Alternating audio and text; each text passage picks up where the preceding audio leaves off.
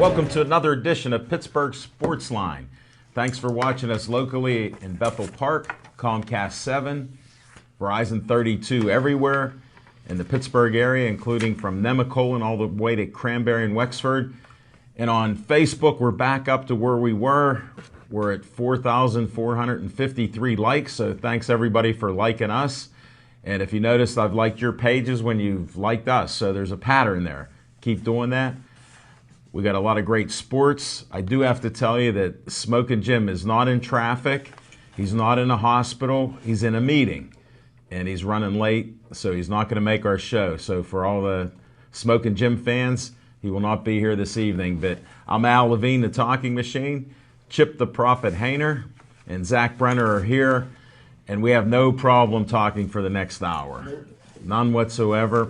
I want to first thank our pizza sponsor, John the Tiger Kiger, the legendary cameraman, is now going to pull in on this and get a close-up. 412-831-1900. That pepperoni slice of pizza that I had was delicious. Thanks, Ryan. Alexa, thanks for cutting that up very nicely. And we enjoy the pizza, and give them a call, 412-831-1900. You can get your pizza. Chief, maybe you could call up, order a little pizza there. Then our sponsor of What's on Your Mind, Skeets, was on our show yesterday. We're working on getting new signage, but I sort of like this one. Give them a call if you got any car issues or trouble, 724-348-4715. And he sponsors our on-location shows. Now the gas grill from EV Hardware, $1 raffle tickets. We need to sell some more of these. It's a $650 stainless steel grill. You can't beat that. It's starting to get summer-like the other day. Had the pirate opener. We'll talk about that. Get some tickets. If you see me out in public, just ask. Then we got the designer bag bingo. Nice. Let Devin scoot in behind you, Tiger. This is live TV, folks. The control room is now entering. Devin Shea is one of the best. He's got no-show Matt Harkins there. Hopefully he doesn't turn anything off. Thanks, Devin. Now we know what time it is. And Tiger, could you got the close-up? We got Vera Bradley. We got designer purses here at Dooney and Burke. $25 per person. If you don't know, you can pick up these tickets at EV True Value Hardware, Bethel Park Public Library, and come down to see Dave Cable. Let's pick up these sales. It's 10 bingo games. There's one door prize ticket. Additional bingo cards are available. It's going to be a great night. It's at the Bethel Park Community Center, and that'll be on May 8th. So check that out. One more photo. I know we're all about Pittsburgh sports, but one of our guests gave me this photo. And the first caller that calls in, now you can't win it. I'm just kidding. But you could call 412-831-3304. No, we're working on the autograph. She didn't have it. She was married to him, and she goes, you could call him up. So let's call him. Where's the number? She didn't have it. So, but it is a nice original photo. Jim's one of his favorites. Yeah. That was probably Excuse in me. his time the best running back in the NFL. For 9 years to be a pro, quitting your prime was just awesome. But we had a discussion. She was with him back then. He was in some funny roles in movies. Yeah, he was. Definitely. Smokin' Jim was so happy he had that kiss with Raquel Welch. We'll talk about that another time. Hey, that's our opening little promo segment. We always start with what's on your mind. And Zach Brenner's usually the first guy, so that'll stay the same. What's on your mind, Zach Brenner? Well, Al Levine, the Talking Machine. The Buckeyes are playing tonight, but that's not what's on my mind, folks. Of course. I want to start out by giving a warm birthday ovation to Greg, the lumberjack Rudolph. It's his birthday. I think he turned 30 years old today. I was arguing with him about it. He said 30. I said 33. I said, you're not as young as me, old man. Well, when I wished him happy birthday this morning, he was 33.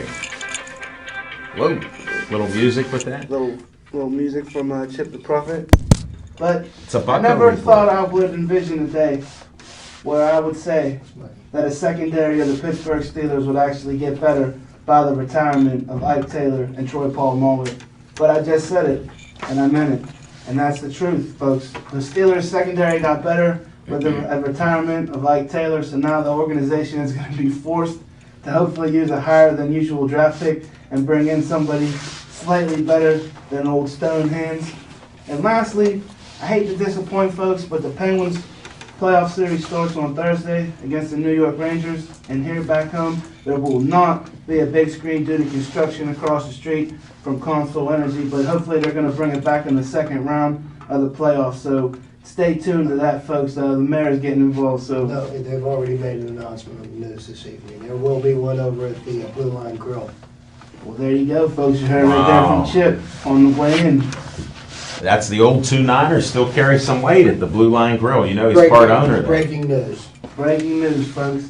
And that's what's on my mind. Thank you, Zach Brenner. Chip, the Prophet Hater, what's on your mind? Well, I want to, first thing that's on my mind, and I'd like to, wish a happy retirement to Troy Polamalu and Ike Taylor, and Greg Kiesel, 3 stalwarts of the teams that made it to 3 Super Bowls in the last 10 years. They went to 3, they won 2, tip my hat to them. It's time now that they, moved on with their life's work, as the Emperor himself used to say. All the time. But, since I mentioned something about the Steelers here, I figured I'd just go ahead and burst a little bubble here for my friend Jim Frazier.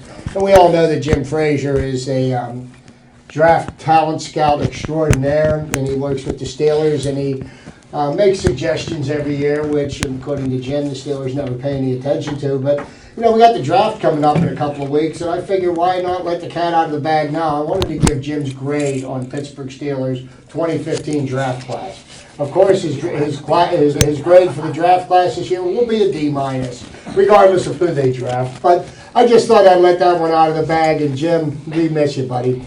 But to speak to what's on my mind. Do we really? What's on my mind tonight is the first major golf tournament of the year was completed on Sunday.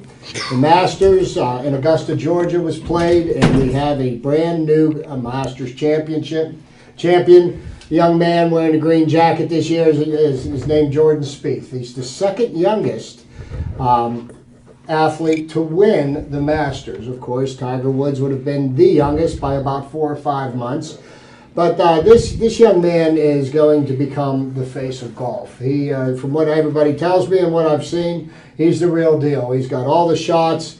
So far, he's just slightly over 21 years old. Yeah. He's already won $14 million in purse prizes. And this is even before he's getting the mega endorsement contracts that he's probably inking right now as we speak. So, right now, the top 2 players in golf are McIlroy ranked number 1, Jordan Spieth ranked number 2, and I think he's looking at the face of golf for the next 10 years.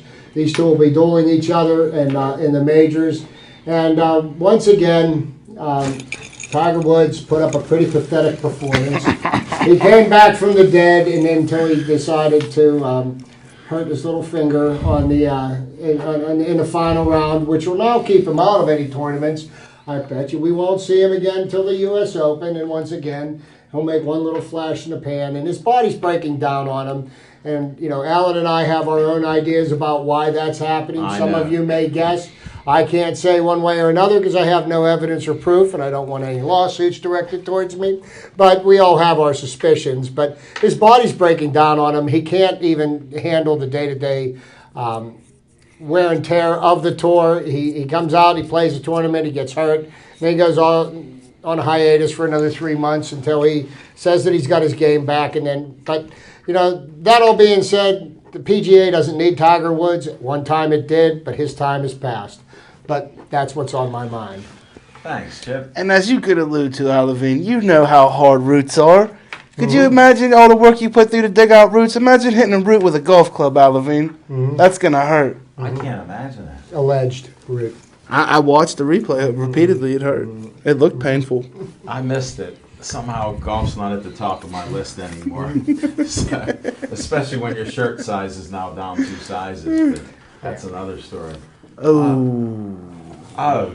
By the way, what's on my mind is Easter's over. the Pittsburgh Passion had a huge win in their first game against Toledo, 66-0. So check them out at George Couple Stadium for their home opener.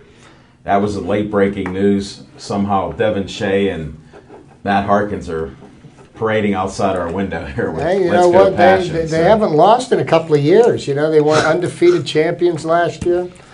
1-0 already. I was to start on the season. record last year before the season started. They would win. I didn't know they'd go undefeated, but I said they'd win a championship. When I met them before and talked to them, I said they'll be on a repeat. They're just playing awesome football. But what's on my mind is the three sports in Pittsburgh that are at the top of our mind. First of all, the Penguins got in. They actually played a good game, good defensive game and everything, and held on to win. So that's one thing. And Zach, the phone's not working. It's a new phone. So if you have 18 people calling in tonight, they may not get through to us. And the other thing that really got me excited is the rebuilding of the Steelers is now really going to go into full force. They've been rebuilding for 3 years. Not too many people in the Steeler management want to tell you that, but just look at the changeover. And we have more of that coming on right now, so that's a nice thing. And the Buccos did start 0-3, but now they're 3-4. And they're playing right now, let's go Bucks. It's a good time to be involved with baseball, and that stadium does look beautiful out there. So that's what's on my mind. And we're going to start with our segments. No fiction and fact from Smokin' Jim's Almanac. We'll let him make up the fiction there and when he comes back. Chip, what do you have for Chip's Trivia Time? Well, thank you, Alan. And Chip's Trivia Time has got something to do with what happened yesterday. Yesterday was Pirates home opener. And the Pirates played the Detroit Tigers in their home opener. And there is one other time in the Pirates' history that they played a Detroit team for opening day. And it was, I don't know the year. Way back in time. Way back in time to a team that was called the Detroit Wolverines. And the Pirates beat them on opening day. And, going back to the opening days, the opening days date back to May the 10th, 1882. That was the Pirates' first home opener. And I've got a list of each of all the games here, and I'm not going to bore you by going through all of them. I'm going to go through some interesting statistics regarding the Pirates opener. They have had now 134 of them. Nice. Okay? And the Pirates' record in their home openers is now 76-58 over that period of time. Of the games that were played in March, they are 1-0. Of the games that were played in April, 124 of them, they are 70-54. And opening day games played in May, they were 4-4. So they split them there. Also in their opening day games, they have been involved in 20 shutouts. And the record in shutouts is 12 wins and 8 losses. The list of teams is long. Some of the teams no longer exist. But it seems that the teams that we have played most frequently, obviously, are teams that are now in our own division. Last year, we beat the Chicago Cubs 1-0 on a walk-off homer in the bottom of the 10th. Yeah. I was at that game, quite enjoyed. But our record against the Cubs in opening day games, we played them 21 times. We're at 11-10 against the Chicago Cubs. The team that we have played the most times would be the Cincinnati Reds. In our opening day record against the Cincinnati Reds. Now, this is opening day, meaning the Pirates' home opener, not opening day like we played this year in People get confused. Great American Ballpark. 22-7 against the Cincinnati Reds at home in the openers. And the team that we played the second most, the third most was Chicago, is the St. Louis Cardinals, and we've got a 15-12 record against them in our openers. But it's been a long history. Can you believe that? 134 years. And if you witnessed what was going on the North Shore yesterday, the city of Pittsburgh still loves the Buccos, a team that's been around almost twice as long as the Steelers, 5 times as long as the Penguins, and the love affair with the Pittsburgh Pirates has been going for well over a century, and I look for it to continue on into the next. But that's my trivia for tonight. Thanks, Chip. Appreciate it. All right, now we got Z time with Zach, who's been. You've been writing feverishly over there. I can't wait to hear what's coming up. It's always good to follow up after Trip's trivia time with some good Bucko trivia. Well, let's open the discussion for this one, because I was never a huge fan of Three Rivers Stadium, and maybe that was because I like football and I didn't personally like it for football. Do you guys think that it was better for baseball? Obviously, it was more better to watch a baseball game at Three Rivers Stadium, no? I will go ahead and answer that one, and I will relay an experience that I had at Three Rivers Stadium. One of the first that I remember, but 1974, I was at the AllStar Game that was played at Three Rivers Stadium, and So was I. both lineups. I even brought in a ticket stub from that game. I remember. I wish I had kept mine. We didn't. But the thing about Three Rivers Stadium is Three Rivers Stadium was what they called a cookie cutter stadium. It was similar to stadiums that were in Cincinnati, Riverfront. There was Veterans Stadium in Philadelphia. And all 3 stadiums were identical. They were round, and they were actually better suited for football than they were for baseball. But the thing I disliked about Three Rivers Stadium is that when you got into the upper levels, almost a third of the field was blocked from your view. So if you were up behind third base, you couldn't see anybody that was playing in left field. And if you were up off of first base, and what's one of the things they addressed when they built PNC Park is that you can sit anywhere in the ballpark and you have great lines of sight. You can see the whole field. You can see all the players. But I did not particularly like Three Rivers Stadium as a ballpark, but I still went because I love my Buccos, and I actually saw the last no-hitter pitched at Three Rivers Stadium in 1997. It was a 10-inning no-hitter pitched by Francisco Cordova and Ricardo Rincon. Right. Yeah, it was Cordova pitched the first 9, Rincon pitched the 10th, and I was there for that. See, I think I still have the ticket stub for that too. You're Back at my mom's house. You're a closet Bucko fan. I To get to your always point on Three Rivers, it was terrible for baseball. That All-Star game, we got tickets, or 5 or 6 of us. We were sitting behind the flagpole when the flag was inside the stadium then. Right. So that's where our seats were. They were so high up there, but we could see the whole field. That was the only good thing about it. The traffic for that game, because they had not had they built the stadium, and they didn't build any access roads to the stadium. My father was so upset at that game because he dropped us off, and the adults that were with us took the children up, and we went to our seats. My father didn't make it to his seat until the 6th inning, and he was hot. I don't think he ever went back. I could believe it. Well, we made it there early. It was a great time. Being 18 years old at a game like that was just fantastic. The crowd, the people, and the talking machine's always talking. So we had some fun meeting a lot of people, and we stayed in downtown Pittsburgh to the wee hours of the next morning. So it was a lot of fun. That's another story. Since I got their favorite moments at Three River Stadium, why don't we take it across town over to the Civic Arena, formerly the Mellon Arena? What would be your 2 guys' favorite memories of being in Mellon Arena? Oh, geez. Oh, I used to go to so many hockey games that we play outside with sticks and stuff. We'd bring sticks and kick a ball around and hit a ball around and play outside. So you can't do that today. Security would have you. We'd go in and sit in peanut heaven, and for $5. Then we go down. There weren't a whole lot of people. We'd pay another couple bucks, and we're sitting at the glass. So I had years of doing that. That was always a great thing to do, though, to sneak down and sit down closer once you got in there, towards the end of the second period, and saw that they weren't coming back, or they just didn't show up.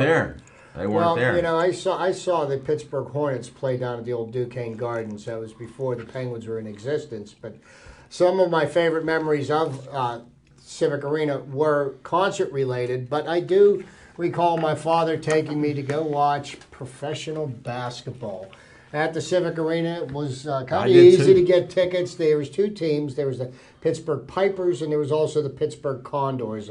Connie Hawkins was one of the stars of the team. And Oh, yeah. as a matter of fact, the one Pittsburgh team actually won the ABA championship, which the movie The Fish That Saved Pittsburgh was about. No, Speaking of movies, what about, I was there for the filming of Sudden Death, when they filmed Sudden Death with Jean-Claude Van Damme, but I would have to say my favorite moment at Mellon Arena would be in 1992 when we won the Cup back-to-back for the second time, and going down for the celebration inside the Civic Arena was one of my highlights as a young lad. I was only 8 years old. Right, there's plenty of highlights going to those games and seeing the players, and then seeing basketball, because I was there a lot. My dad did scrimmages there for the pro teams, so I could get in there and just Duquesne wander used to around. play their home games, Oh, is that correct? yeah, so it was fun there. And then going down there for the championships in high school, because we'd all go down there, and Keystone Oaks had some good teams, so we made it down there too. So it was just fun to see that, the era of the 70s there. It was pretty cool. Well, in the Definitely. 70s, that's when the Duquesne Dukes were actually a nationally ranked basketball team, and with the likes of Norm Nixon and Oh, yeah. and the other greats, B.B. Flannery.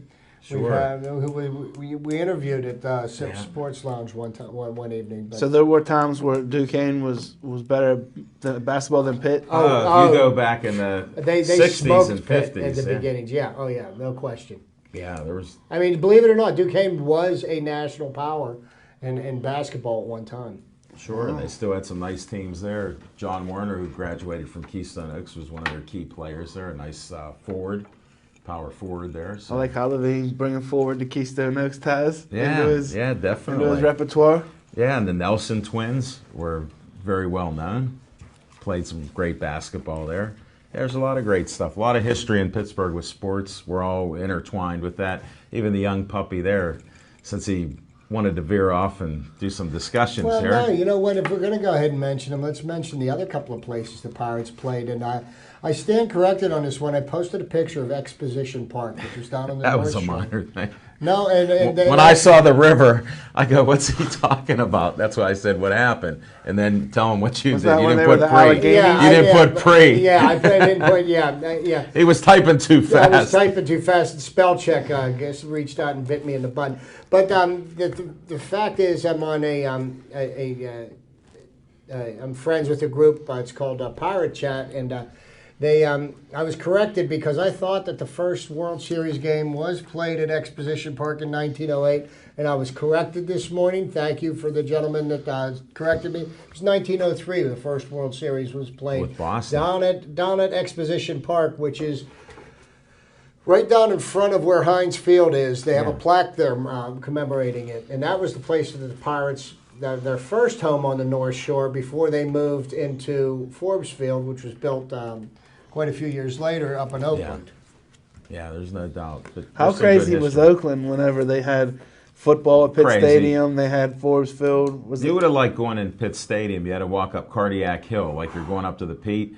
Well, I still do. I take in pit gymnastics at the Fitzgerald Right. Fieldhouse. So I Did you still- drive up that hill? Imagine Yeah, walking. we walk up the hill. And that was a whole different thing. Then you get up to the They didn't stadium. call it Cardiac Hill. Why do you think they put all the heart hospitals down there halfway up? They did, because of all of us in our generation. But then you'd walk into the stadium, and it was really a great view when you'd come down and walk into the stadium. Yeah, and go you know down the thing is, the thing I always find interesting about Pitt Stadium, and it aged and fell into disrepair. But Pitt Stadium actually packed more people into it than Three Rivers Stadium ever did. Three Rivers Stadium was about somewhere between 55 and 60,000 people Yeah. you could fit in when a sellout. And Pitt Stadium, if you filled it to the rafters, you could put 80,000 people in that. And because of the seating, the benches, you could pack them in like Oh, sardines. How awesome is that? That our good friend Chuck Montesort played on a national Yeah. championship team for the Pitt Panthers. You know, one of my final memories of Pitt Stadium was back in the late 80s, I watched a Purdue team play Pitt, and Pitt beat them by, I believe, a point. But on that Purdue team were Jim Everett and a young future Hall of Famer, and Rod Woodson, who was all over the field returning punts. I mean, he was amazing, and lo and behold, he ended up being drafted by the Steelers, and history was written. Yeah. Now there's some great teams that have been here, great competition. You brought up some great points here, Zach, reminiscing about stadiums here. We could go on and on there. Well, that was my take on fiction and fact, but most of that was factual, folks. So, Oh, we didn't add any fiction to that. We didn't tell any other stories. And yes, my We friends didn't and embellish I, anything. No. And the other thing, there was a guy named Ace, and he used to have this horn. You know, one of those 3-foot, 4-foot horns. Vuvuzela. Well, he would blow this horn, and it'd get the crowd all fired up, all 2,000, 3,000 of us. They'd start yelling, Ace, Ace. Well, we become friends with him, of course, because our seats were up near him. Then we'd always go, hey, Ace, we're going down to the glass. He would say, don't go, and he's blowing on his horn, just firing up the crowd. You don't have too many memories like that. Do you remember the guy who was the short little fat guy, the Gene, the dancing machine that would be down at the Civic Arena? They would play their songs, and he would do his little funny dance. Yeah, I forget the guy's name. I forget what his name was. My dad was too. friends with him, and I can't remember. Well, he had some fun. Yeah, we're transitioning since we've kind There's of no talked transition. about. We'll go to a segment now. You're done with Z time. Okay. Well, do you want to go on location then? I'm talking about last night. Go ahead, sir. Yeah, that's where Knock I'm heading. yourself out. Yeah, we were on location at Duke's Rib House and Grill. Great crowd. We had a packed house. We were in the upper level there, one of our biggest crowds again. We had Sister Thea Bowman of the Catholic Diocese Championship 8th grade basketball team. Some great players there, and they won it. Again, they've won, I think, championships the last 3 out of 5 years.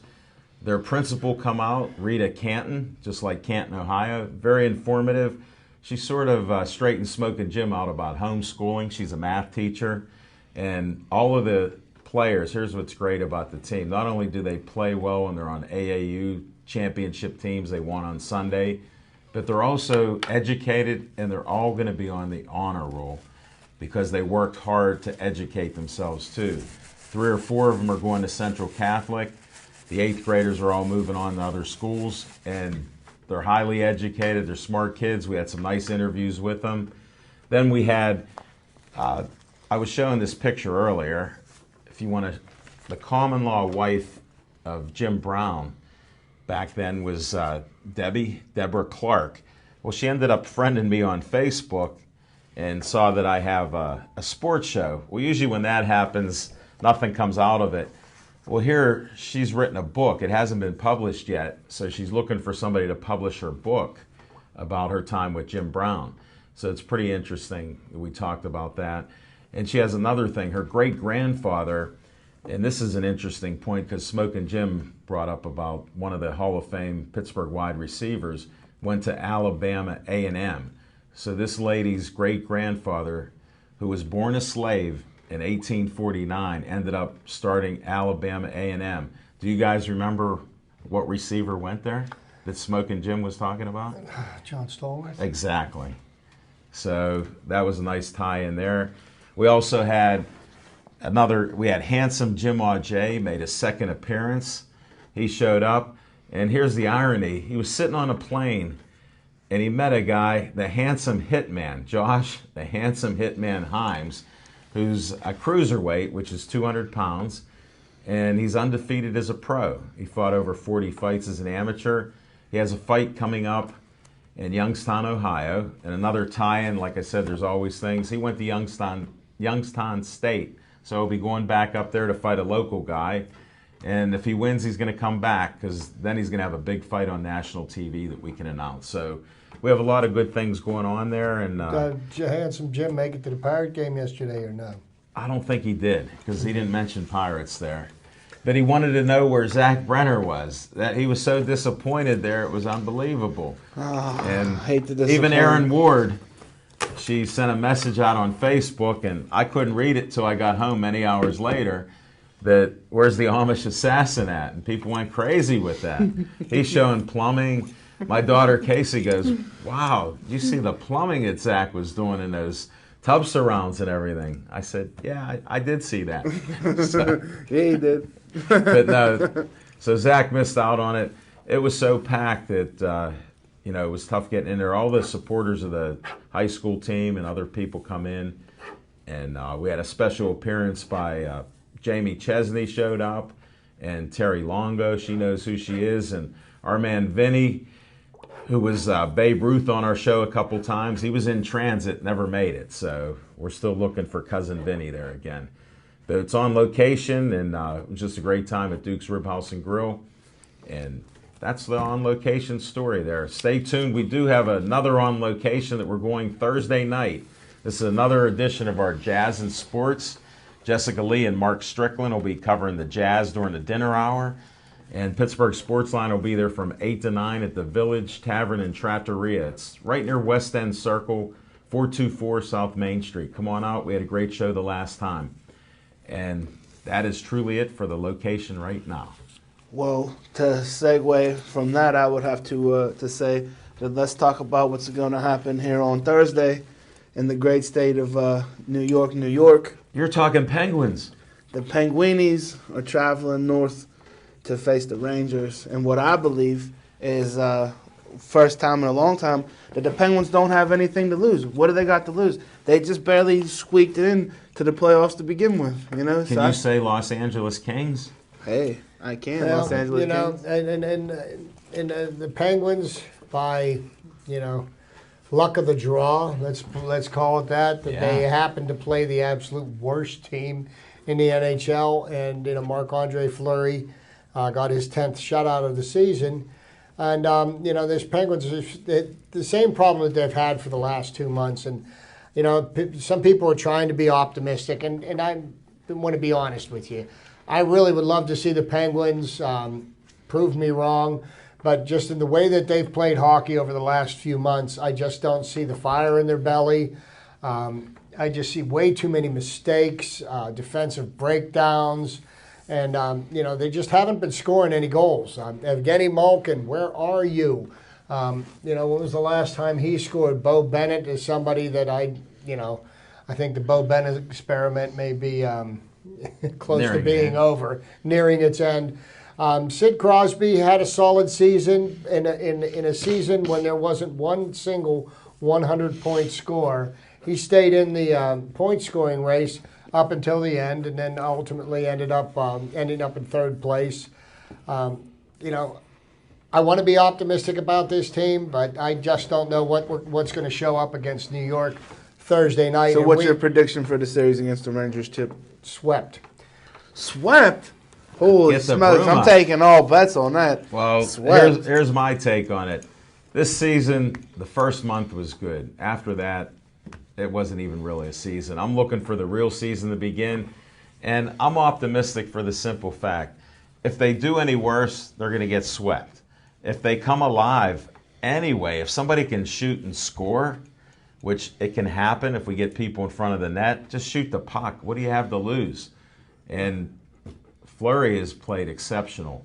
I mean, despite breakdowns and different players and who knoes who's on defense. And he's done well. Even he had a good year, but even he tailed off at the end of the year. I think. How could he not? As goaltenders go in the league, he was ranked number 16 out of 30. That's halfway down the list. But part of the problems the Penguins had this year, injuries. That isn't even an excuse. I think. What I blame most on is in the way the players played. Okay, I hold the players responsible. I also hold the general manager responsible. I think Mike Johnson as the head coach didn't do a terrible job, but when your general manager cannot manage the salary cap and leave you a defenseman short in the last 7 games of the year when you're fighting for a playoff spot and you can't skate enough defensemen, your defensemen were getting worn out. I mean, that's on the general manager. You got to get creative. You got to do something to create some cap space to get some warm bodies up here. And it was perfectly okay for them to continue to march out. Not enough players. But what could they do, though? They were left with that. Exactly. And they did the best they could with it, which wasn't enough. I mean, come on. And the scheduling did help. Run down the list, though. I mean, you got Niskanen's out for the season. Pascal Dupuis. Niskanen's gone. You mean Oli Mata? Mata, same country. Mata, gone. for the season. Then you got Duper. Letang has been hurt. You got Duper gone for the season. So, I mean, injuries have definitely played a key role. And like I keep alluding to, when you have a majority of your salary cap tied into 4 players, that kind of hamstrings you, Chip, and what you could do. And it's not the current general manager's fault. It's Ray Shero's fault. But that all being said, if you've got that much money tied up in so few people, then they need to play like the superstars they're getting paid to be, and they weren't. It's obvious there. But we need more goals. We need more goals in the season, though, Levine, where scoring is down. Like I said we last all know week, that. It's down for the first time since the Kennedy administration. So it's not like we're the only ones. We would outshoot the opponents by 3-1, and we would still lose the game. But, of all the times that we put the puck towards the net, how many of those were legitimate scoring chances? Anything that, the goaltender steers away from the net counts as a shot on goal. But how many of those were good quality scoring chances? Not a lot of them. There's no doubt. Because here's what we would do. We'd play a good 20 minutes of hockey, and then we'd go up 3-0, 2-0, 1-0, whatever it may be, and then we would forget that there's 40 more minutes of hockey to play, and then we'd end up getting tied, losing the game in the third period. It was just the same story over and over. Do you guys think that letting go like a player and trading a player like Neil really hurt? Because when you guys play together for a certain amount of time, there's a kind of a cohesion and there's a kind of like comfortability that they find in each other. And when you break that up or you ship that out. Zach, I got to interrupt you. We got our control room, no-show Harkins. Niskanen is from the USA. Mata's from Finland. And it's not Shiro's fault.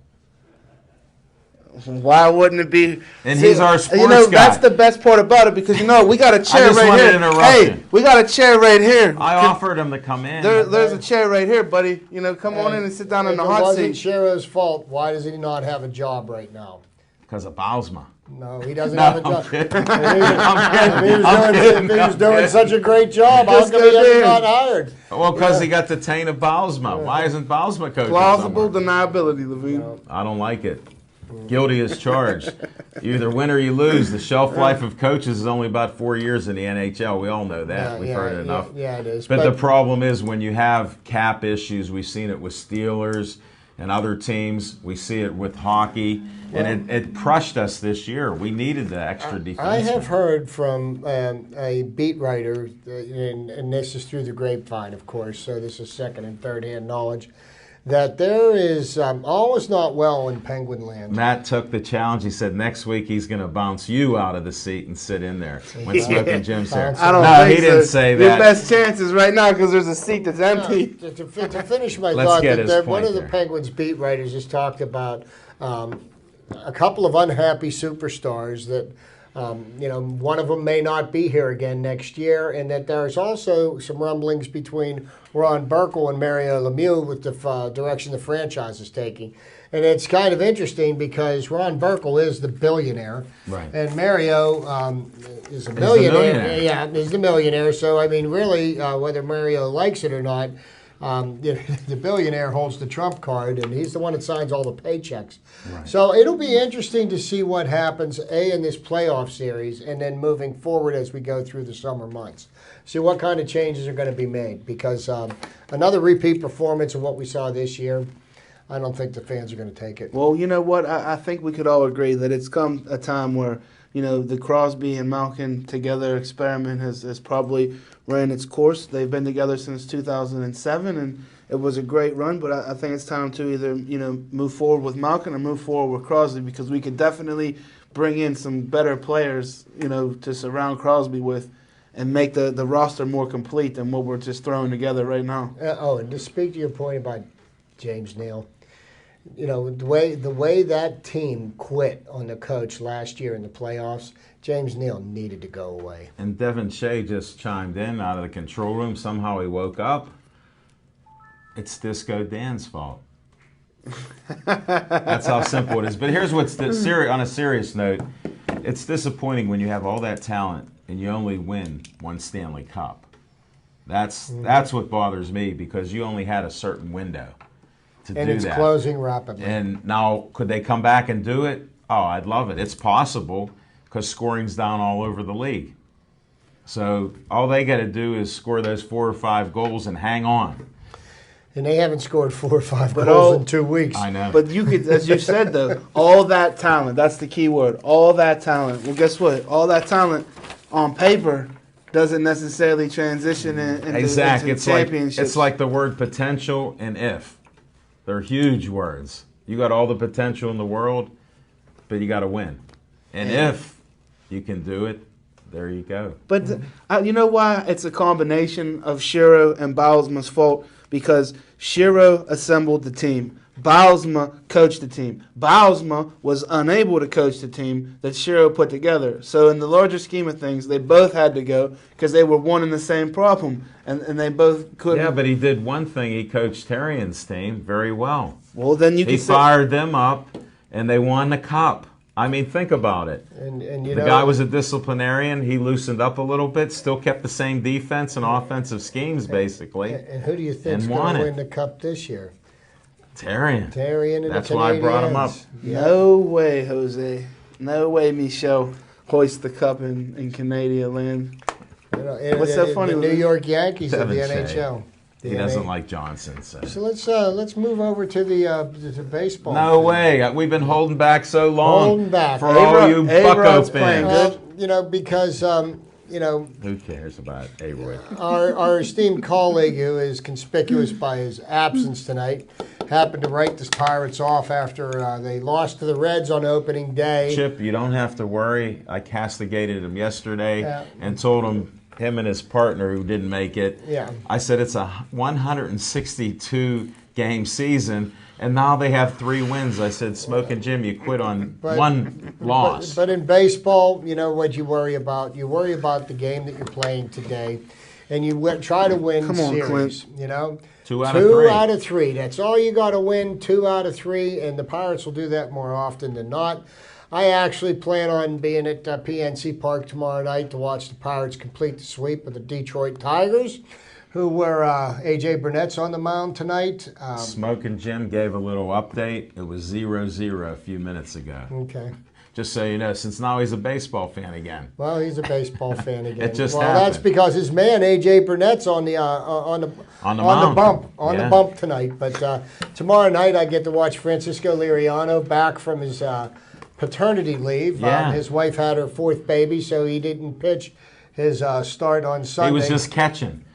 And, he caught that baby. And Casey Sadler came up and filled in quite well. But, you know, the Pirates are going to be fine. You know, there's going to be bumps in the road. Yesterday, Mark Melanson had a bit of a rough go in the 9th inning. But at the end of the day, we won 5-4, and that's what's important. You score 1 more run than your opponents. That's all you try to do every single day out there. But, you know, Pedro Alvarez has got a stroke back. He's got 3 home runs. He hit another one yesterday. And the amazing thing I saw him do on Sunday, I was watching the game, and in the 9th inning, Pedro's up. They put the shift on him.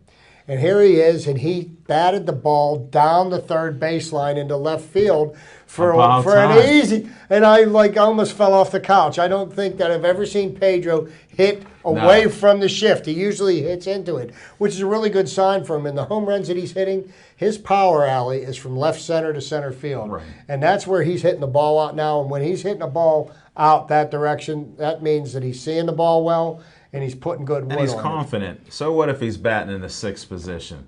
He's actually. You know what? I think it's a mental block with It him. is. And you put him in the 4th position, and I think that he just tries too hard. At the 6th position, there's no expectations, and he actually hits better. And I think the best pickup they had of the winter was Corey Hart. Oh, yeah. And when they picked him up, I said I was so happy to see that because Corey Hart killed the Pirates for years when he He played just for got the his Brewers. 1,000th hit. Yeah, so. and he's got 3 pinch hits, 2 home runs already. You know, hit one yesterday, kind of a 2-run home run that he doesn't Sure. hit that, we don't win the game. But great look pickup. Look at Jay Hay starting the game off with a home run. You know, we extended him because you know why? Bob Nutting doesn't spend any money. We extended Jay Hay, got him locked up. You know, they're in negotiations with Polanco. They've got McCutcheon locked up. They've got Marte locked up. The Pirates are locking up their key players. Now, some people may say, Why haven't they signed Neil Walker? Well, Neil Walker needs to prove that he can make it through a season without being hurt. And they've still got him under options. Next year he goes to arbitration again. So you know what? It's business. Part of it's it business. is. And you know, and right now the Pirates are the hottest ticket in town. And with good reason. They play exciting baseball. They're a fast team. You know, they don't mind playing small ball, just trying to X some runs out. And then they got the home run guys. Look at Detroit's known for that. How do they play the Tigers so early? Is that like an early interleague play kind of deal? What's the deal with this? You know, that's just the luck of the draw this year. Usually we play the Tigers. The last couple of years we've played them in June, and what we did the last couple of years we played 2 here in Pittsburgh and 2 in Detroit.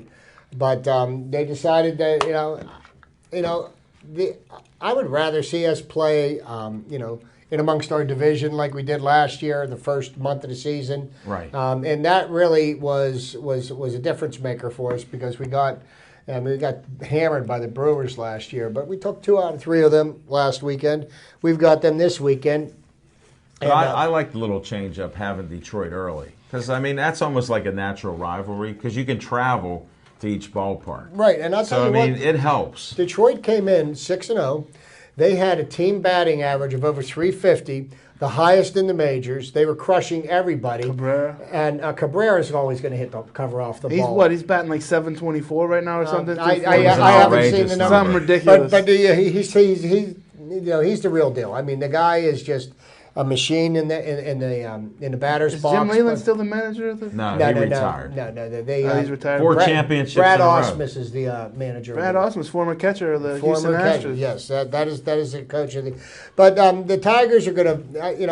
I picked the Tigers to win the Central Division this year, but you got the Kansas City Royals, who are still 7-0.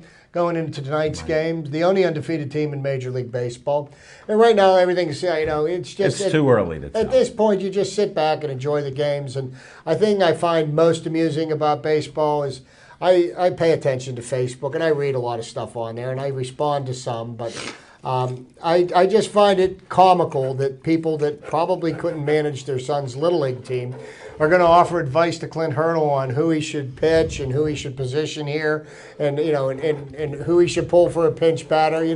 If anything Clint Hurdle and Neil Huntington have earned in the last 4 years is my trust.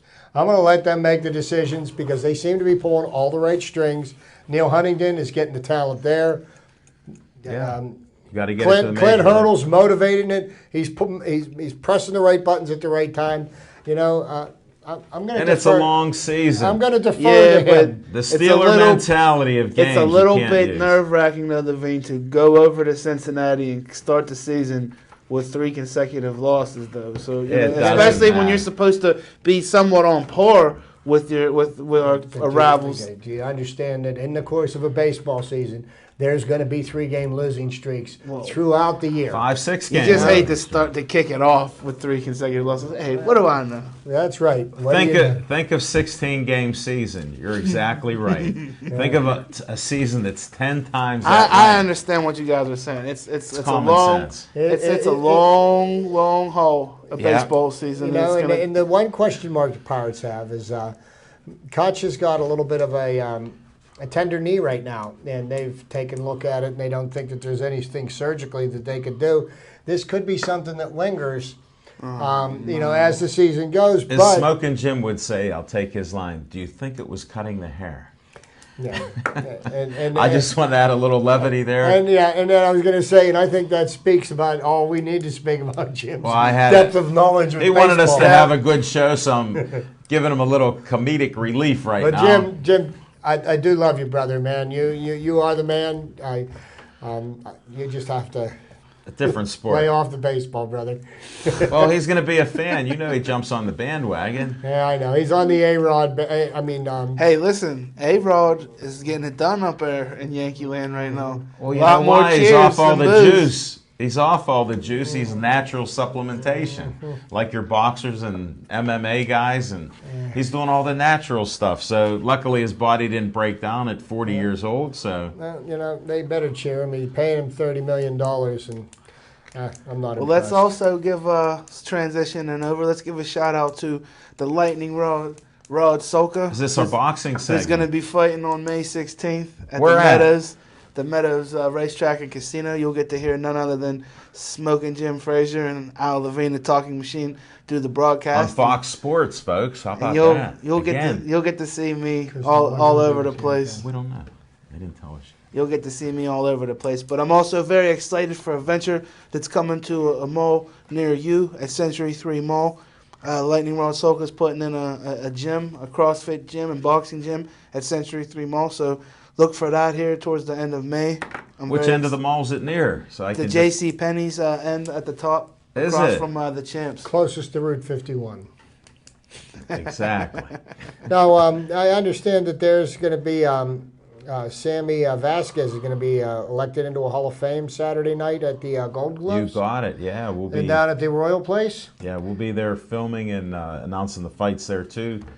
Since we're into boxing, there were some great fights in Monroeville at the DoubleTree. I can't wait to see. That's one of those broadcasts where I can't wait to watch the rebroadcast. There were knockdowns. There were people that come back. Upsets. There were all over the place. Some great boxing. You know, did they even give fighters a chance to bounce back from getting knocked down anymore? Because yes, yes, I mean, they did. because the refs usually they'll stop a fight, and I mean, how many times did you see back in the 70s and 80s, like when you saw Hagler and Hearns, those guys went to war, and I mean, it was a those are some of the greatest. Well, the one boxing matches I heavyweight ever fight saw. was out of Con Greb was just unbelievable with 230 pounders, 220 pounders getting knocked out and then coming back. It was just Two of the better fights of the night were in some of the lighter weights. Sure. With our man Eric Sidnor, a friend of our show, Sidnor, he come back pulling off a big victory with Ray Schaefer Boxing and Jose Caraballo. He come out and beat a guy who's just usually pretty great, Keontae Irving. A lot of great potential for Yankello. They come out in the amateurs and got beat, and that happens in the AMI ranks. You know, you see that for numerous reasons, but it was just amazing to see this and different fights. Sherrell was another guy. Yeah, CC Clark is usually he's a strong young man, and he got beat. Bottom of the third, 0-0. And Burnett picked off Davis at first base or something. So. And I'll tell you what, A.J. Burnett has probably got one of the slowest deliveries to home. That's something that. We were watching that on opening day against. It was the second game of the season, wasn't it? It would have been the third game. So we're watching the third game of the season, and AJ pitched a good game. Yeah. What do you have, 7 or 8 strikeouts? Or? But you want to know something, and if you want to look at parallels, and if I was a pitcher when I was a young man, and I just love watching the pitchers, and I love watching pitchers develop. And you look at AJ Burnett now; it's the last year of his career. He's 38 years old, and when he was a young stud for the Miami Marlins. He threw 97, 98 mile an hour heat, and and right now you look at Garrett Cole, and Garrett Cole has the potential to be a #1 starter, could potentially be a he stays healthy. Cy Young Award winner. But see, Garrett Cole is at the point in his career he's still a young stud, and he throws 98, 99 miles an hour. He can break 100 on the gun, but AJ Burnett now is only breaking 91, 92, 90s, 93. But as you age, you learn how to pitch. And it's not so much how fast you throw the ball, it's what kind of spin you put on the ball, how well can you change speeds. I mean, one of the best pitchers I ever watched in my life was Greg Maddux. This guy, if you would have seen him walking down the hall, he looked like a librarian. But this guy never threw a fastball over 88 miles an hour. Right. He's but he had wicked off-speed He is one of stuff. the very few pitchers in Major League Baseball to have over 300 wins and 3,000 strikeouts. Yeah. And another kid that's on that staff right now, Archimedes Caminero. Here's a kid that they picked up from the Miami Marlins for cash this winter. The kid hit 101 miles an hour on the gun the other day. He came in and pitched the 7th inning. I mean, that is heat. And when you're only going to pitch an inning or two, heat heat like that, that's what you want to see then. And Uncle Ray Searage seems to find these guys and seems to find the flaws in their delivery. And now all of a sudden, he was so good, they had to put John Holtzcomb in the minors because Caminero doesn't have any options left. So for them to try to keep Caminero, they would have had to put him on waivers, which somebody else would have snatched him up. Holtzcomb has options, so they could send him down, and they could send him down and bring him up. And Holtzcomb, you watch, before the end of the season, he's going to be a household name. And when it comes to our closers, Mark Melanson yesterday was only hitting 88 miles an hour on his fastball. Now last year he was consistently throwing 92, 93. Yeah. But the pitch that his out pitch, a cutter, Mariano Rivera rode that one into the Hall of Fame. So, you don't need to throw 100 miles an hour to be effective. You got to learn to paint the corners there. Yeah. Right, Chip? Inside, Hit outside. that black. One of my favorite closers was Trevor Hoffman, and he was a beast for the Padres. Yes, he was. And that's the skills. That's why it's a long game and it's a slow game for a lot of young puppies, but it's an enjoyable game for me because I did pitch also, and it is nice to see the strategy that they use and how they develop. Now, we lost Russell Martin last year, and Russell's in Toronto, and we wish him and his family well. In the opening 3-game series against the Reds, Pirate catchers looked pretty bad. Billy Hamilton stole 6 bases on 6 attempts, and it wasn't even close. Well, Billy Hamilton is the closest thing to chain lightning that there is in baseball. I don't think there's a faster player, and I don't think that there's going to be many catchers that catch him stealing bases. But the catching has been good. Crivelli has been good at bat. Oh, yeah. And he's adequate enough defensively. The surprise of the year so far has been Tony Sanchez. Tony Sanchez played his way onto the team. Now, Chris Stewart is in a rehab assignment, but Tony Stewart was hitting the cover off the ball in spring training, and he has improved his defensive abilities. He may have earned himself a position on his team. It's something to watch where there's been some great improvements, and winning baseball will be here. Hopefully after tonight we'll be 500, so that'll help. Hopefully. Hey, I'm going to bring my broom tomorrow, man. That's how confident I am. Whoa, I like your style. One game at a time, Chip. One game at a time. We got to win this one first. I understand. I understand. Definitely. Well, we're going to be winding down the show here. Zach, any other last words that you want to put out there, or whatever else? I just want to remind folks and the viewers at home to use Brenner Contracting for all your home repair needs. 412-583-5047. Where's my new towel? I don't have it. It's in development. Everything's in development. Chip, anything happening besides the Bucko games? You Buc-ee's. already gave us the teaser with 2 games. Well, I got Wednesday night. I got Saturday night. I'll be up in section 314. I love to watch the game from up there. Because look for Chip and Stephanie. Watching Marte and McCutcheon roam that outfield, it's really something from up there. But I love the seats in the upper decks. Well, you get a nice view of it, too. And you're behind the home plate area there. So that's always good. Yes, it is. Well, I want to thank everybody for watching the show. Thanks for the control room with all the great things they sent us. That's Devin Shea, Matt No-Show Harkins, John the Tiger. You all right there, buddy? Are you ready to head outside? He looks like he's ready to go on a play some video desert mission. He just was. He played some video games. I heard he got beat. But that's what we do here. Thanks for watching us on Verizon 32 everywhere in the Pittsburgh area, Comcast 7. A lot of people in the community. We're being seen in every community in Pittsburgh and the surrounding area, so keep on watching us. And if you can't watch us, the most convenient way is to go on YouTube. Please. And Zach, since he started his campaign for me, we've gone down on views on this show on YouTube. So thank you, everybody. Have a great night. Be safe and stay Joey strong.